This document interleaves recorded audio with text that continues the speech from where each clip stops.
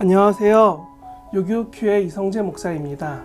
여러분, 토요일날도 기도하고 주일도 예배하지만 가장 중요한 것은 선교나 삶 가운데 하나님을 알아가는 겁니다. 이렇게 하나님을 찾는 저 여러분 됐으면 좋겠습니다. 오늘 묵상할 본문은 창세기 2장 4절에서 17절 말씀인데요.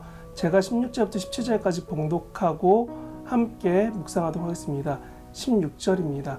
여호와 하나님이 그 사람에게 명하여 이르시되 동산 각종 나무의 열매와 내가 임의로 먹되 17절 선악을 알게 하는 나무의 열매는 먹지 말라 내가 먹는 날에는 반드시 죽으리라 하시니라. 아멘. 저의 어린 시절엔 종종 큰 개를 키우는 집 앞에 개조심이라는 문구가 있었습니다. 지금처럼 택배가 활성화되지도 않았던 그 시절엔 그 집 앞으로 가까이 가기만 해도 큰 개가 짖는 소리에 저도 가끔 깜짝깜짝 놀라기도 했습니다. 이런 경고문은 여러 곳에서 볼 수 있으며 항상 경고가 필요한 제일 앞선 자리에서 확률적인 경고를 합니다. 개조심의 경우 소리에 놀라지 말라고 하는 이야기부터 큰 개가 당신을 물 수도 있습니다까지 확장되며 물릴 가능성을 제시하며 피하라고까지 합니다. 그런데 성경에서도 이야기가 시작되는 부분인 하나님과 사람들과 이야기가 처음 시작하는 이곳에서 하나님의 명령인 뭐뭐뭐 하지마가 처음 등장합니다. 이는 하나님이 반드시 싫어하는 것이며 또 부담스러워하는 것일 수도 있습니다. 그런데 그 내용을 보면 이렇습니다. 17절에 보면 선악을 알게 하는 나무의 열매, 우리가 보통 선악과라고 줄여서 읽어온 그것을 먹으면 확률적으로 죽는 것이 아니라 반드시 죽으리라 하고 하나님은 말씀하십니다. 원모에 나오는 악마의 열매처럼 먹으면 능력이 생길 것만 같은 선악과가 저기 앞에 있는데 하나님은 이것을 먹으면 반드시 먹은 사람 이코로 죽은 사람이 되도록 바꾸신다고 교환할 수 있다라고 말씀하십니다. 사실 창세기에는 새로운 이야기가 시작할 때마다 누구누구의 족보는 이러하니라 하고 11번 정도 나오지만 크게 구분지으면 5번 정도 이야기가 시작됩니다. 6장 9절에 이것이 노아의 족보라, 11장 27절에 데라의 족보는 이러하니라, 25장 19절에 아브라함의 아들 이삭의 족보는 이러하니라, 37장 2절에 야곱의 족보는 이러하니라. 이렇게 하나님은 창세기에서 중요한 사람들의 이야기 앞에 톨레도트라는 히브리어로 시작하는 표시를 두었습니다.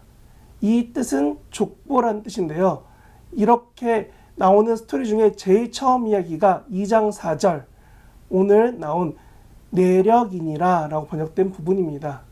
그리고 이 처음 이야기 때 하나님이 경고하십니다. 반드시 절대 하지 말라고요. 사람의 외형은 1장 26절에 따라 하나님의 형상에 따라 지어졌지만 재료는 2장의 흙과 생기라고 말합니다. 이는 첫사람의 이름인 아담과 땅이란 이름인 히브리어 아다마가 아담의 여성형을 사용함으로써 서로 연관이 있음을 말합니다. 그런데 특이점은 하나님께서 그 숨을 생명의 기운을 넣어주시니 심폐소생술로 살아난 사람처럼 하면서 숨을 쉬기 시작했다는 겁니다. 즉 우리는 하나님의 생명의 기운 없이는 그저 흙과 같은 존재임을 잊지 말라 하시는 의미입니다. 사실 에덴 동산이 어디 있는지 찾지 못하여서 사람들이 이리저리 추측한 사람들은 많지만 여기서 중요한 부분은 에덴에서 강이 나오고 그 강이 다시 4개의 강으로 퍼져나갈 만큼 큰 강이 된다는 겁니다. 그리고 그 강이 땅을 적시어 풍요롭게 한다라고 말합니다. 이 말씀은 결국 풍요의 근원이 하나님의 계획하심 아래에 있고 허락하심 아래에 있음을 말하는 것입니다. 결국 에덴의 풍요는 하나님이 허락하신 그 뜻 아래 하나님이 공급하시는 풍족한 곳이니 사람아 너가 이곳을 다스리는 동안 절대로 이것은 하지 마. 그러니까 선악과는 먹지 마. 사람이 창조된 이유는 그 많은 이유 중 하나가 에덴을 맡아 돌보게 하는 것이었습니다.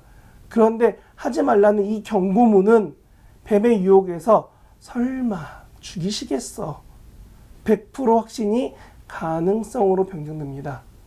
결국 하나님을 떠난 것처럼 오늘 우리도 너무 쉽게 하나님을 잊고 그 명령을 없이 생각하며 살아가곤 합니다. 쫓겨난 그들의 결말은 우리가 아는 대로 고생길입니다. 결국 그 시작은 근원 대신 하나님을 떠난 그 이유, 아니 하나님의 경고문을 제대로 읽지 않고 기억하지 아니하였기 때문입니다. 오늘 나를 향한 경고문은 무엇입니까? 건강, 삶, 여러 요소 중에 하나님과 친밀감이 너무 멀어져서 경고등이 들어온 사람 혹시 있으십니까? 그런 분이 계시다면 기도하시길 바랍니다. 하나님을 찾으시길 바랍니다. 하나님을 만나시길 바랍니다. 이번 선교와 선교를 위한 일의 토창기 가운데서 하나님을 간절히 찾고 만나는 저와 여러분이 되시길 진심으로 정말 바랍니다.